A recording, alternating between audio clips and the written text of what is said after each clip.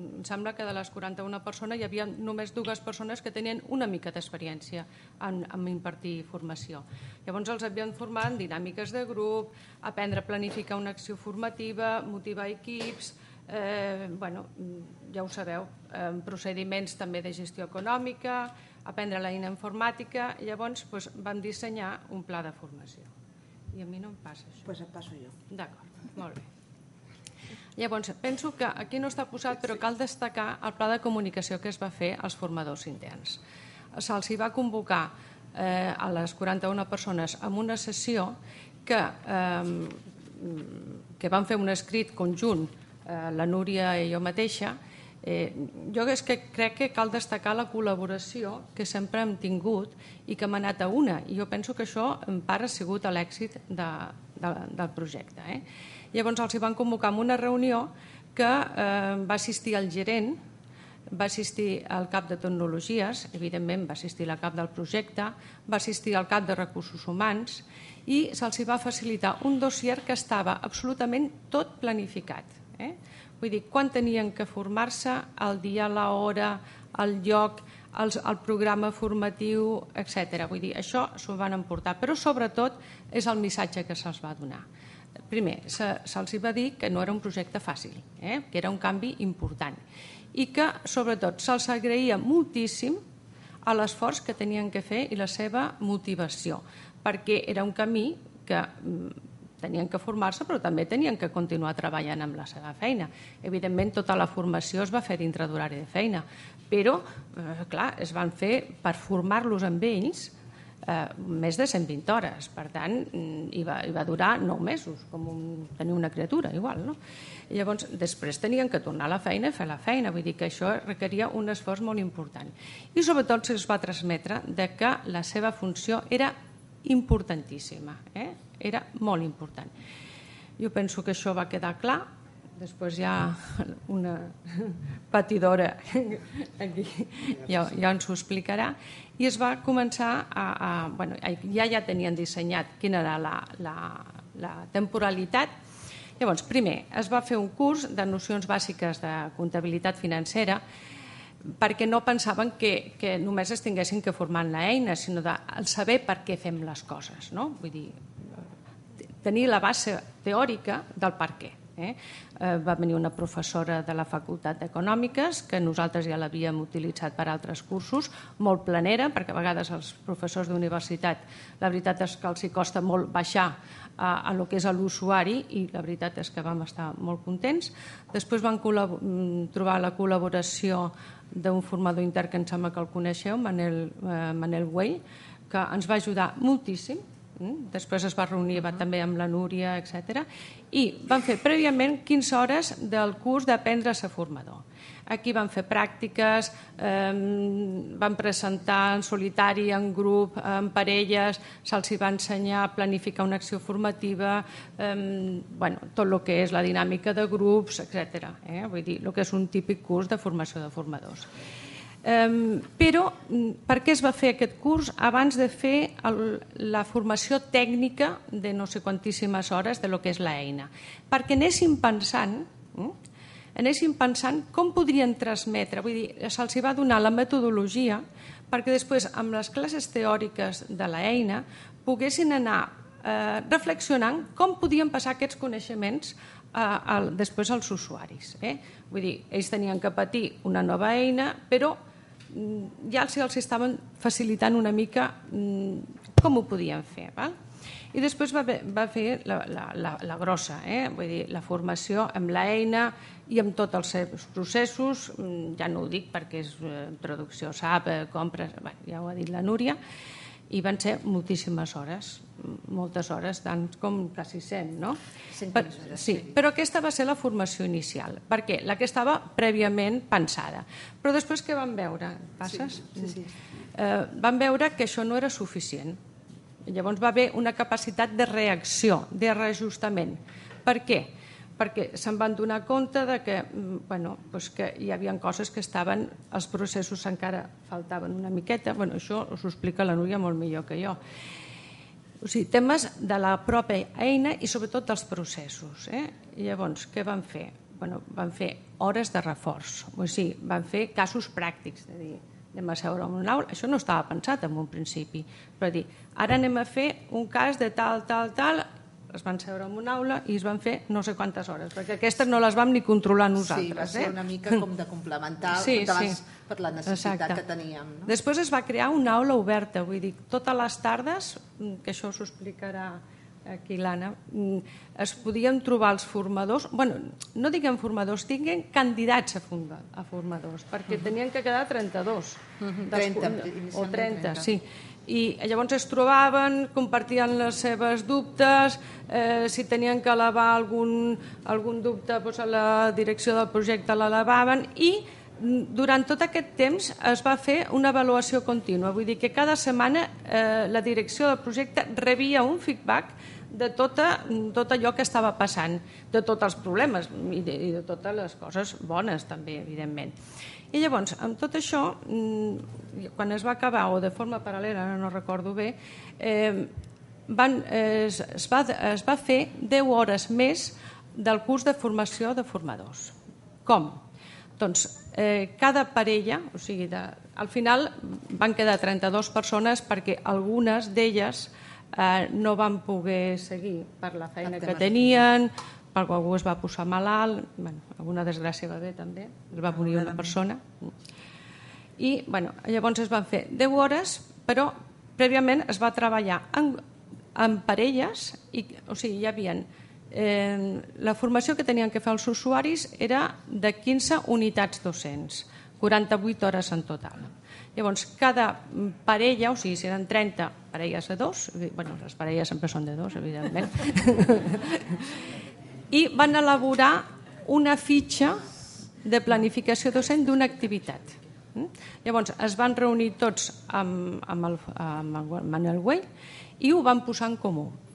Quin era l'objectiu? Homogeneïtzar tota la formació que es tenia que fer a les 450 persones, perquè després cada maestrillo tiene su librillo, però està clar que la base tenia que ser la mateixa.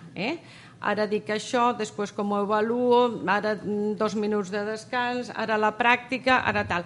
On vam posar tot en comú i també vam fer una presentació, amb la qual cosa això els va ajudar moltíssim.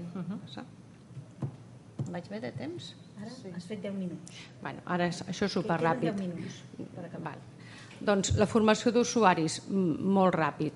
Ja ho hem dit 3 o 4 vegades, que eren 450 usuaris finals, alumnes, es va fer 48 hores de formació, es van fer 30 grups de 15 persones, 18, depèn. Després, les classes, o sigui, les classes presencials que van ser, es van fer amb una parella de formadors. O sigui, anaven com la parella guàrdia civils, 2. Un donava la classe teòrica i l'altre, el que s'estava fent, era passar a la part pràctica, ajudava, això us ho explicarà millor l'Anna. Després, es va fer en el mateix edifici. Ja sabeu que tenim molts edificis. Es va tenir que buscar aula en tots edificis. Per què? Perquè es desplacessin el mínim possible, ja que eren tantes hores, vull dir, màxima rendibilitat. Va haver un gran desplegament logístic, aules, espais, horaris, etc. I es va fer en un mes, un temps rècord. I aquí ja cedeixo la paraula a l'Anna. A mi mateixa. Hola, bon dia, soc Anna. Jo vaig ser una de les voluntàries per ser una futura formadora, no? I, bueno, jo el vaig veure i viure aquest projecte com una gran oportunitat, no? Tant a nivell professional com a personal. I ara us explicaré per què. Participar en un projecte de la Universitat de Barcelona ja en si és molt atractiu, per almenys per mi. I era un projecte d'una gran envergadura i era un projecte clau per la UB des del seu inici. Vaig participar també perquè tota la meva feina com a gestora departamental és el 90% de gestió econòmica. O sigui, si jo porto a un centre gestor 1 milió d'euros, he de saber funcionar l'eina, perquè he de resoldre la meva tasca diària, i això era molt important. Vaig aprendre l'eina SAP i el que també per mi era molt important era rebre la formació de primera mà, és a dir, de l'empresa que donava la formació als nous formadors. Per què? Perquè sempre tens la possibilitat d'anar més endins de l'eina, saber més coses de les que després amb cursos pots englobar. O sigui, és mirar dintre, és com les tripes del sistema.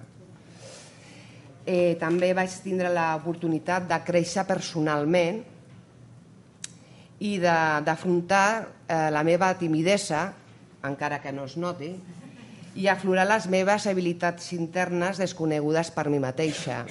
Jo, amb la meva vida, hagués pensat que podia haver participat en aquest projecte.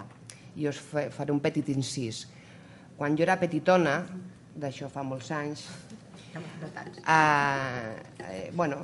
les classes de GB, que ja no sé, penso que ja la formació es diu d'una altra manera, jo sempre estava asseguda al final de la classe, allà amagada, perquè la professora no em veiessi, perquè jo no volia sortir a la pissarra, perquè tenia molta por escènica i molta vergonya davant dels meus companys, i sempre estava allà amagada. No feia soroll, però estava amagada. I per mi va ser un repte. Per això vaig dir al començament professional i personal. Perquè això va passant els anys i t'oblides, però quan te surt una oportunitat, com és ara mateix, ara, és la primera vegada que estic sentada en una tribuna d'aquesta envergadura, ni un ido, i m'estava replantejant si fer-lo en català o en castellà. I al final dic, ja m'atiro a la piscina i ho faig en català. Per la feina. Sí. Però dic, és que tinc una oportunitat, perquè també tinc por a parlar en públic en català. I ho dic amb tota la naturalitat del món, o sigui, no tinc vergonya. He superat, he anat superant coses, el curs de formació de formadors ens van ensenyar a improvisar, a controlar això, la por escènica, a planificar i gestionar el temps. Per què? Perquè era molt important. Eren sessions, unitats de 15 hores, de 15 unitats, entre 3 hores. Llavors, tenies que fer l'exposició i el procediment, el tenies que explicar, i després fer la pràctica amb l'ordinador. O sigui, el cas pràctica real. I clar, això se tenia que gestionar, perquè cada dia tenies una sessió o un programa docent per donar. O sigui, no podies estirar la goma. Eren tot molt controlat. Em va ajudar a interactuar amb els alumnes o usuaris finals que no deixaven de ser els meus companys, i això era una mica tranquil·litzador, perquè encara que no estiguéssim tots treballant amb el mateix despatx, són companys d'edifici, són companys, treballem tots a la universitat. I també em va ensenyar que em van anar molt bé les tècniques de comunicació no verbal. El vaig trobar molt interessant, moltíssim. La formació tècnica vaig aprendre, evidentment, a l'aplicatiu SAP i vaig aprendre els processos de gestió econòmica interna de la universitat, que és un mapa del per què es fan les coses i quins circuits i quines carpetes s'han de tocar. Perquè si vas per una altra carpeta, això peta. O sigui, s'ha d'estar tot molt estructurat internament. I has de saber molt bé per què estàs fent les coses. Perquè de documents comptables podem tenir una diversitat de fer coses i cadascú té la seva carpetita. Paral·lelament, amb els formadors voluntaris, a les tardes, qui podia o qui li anava bé, al marge de la seva vida personal, això està clar, ens anàvem a l'aula, que teníem una aula oberta. Això va ser una molt bona idea per part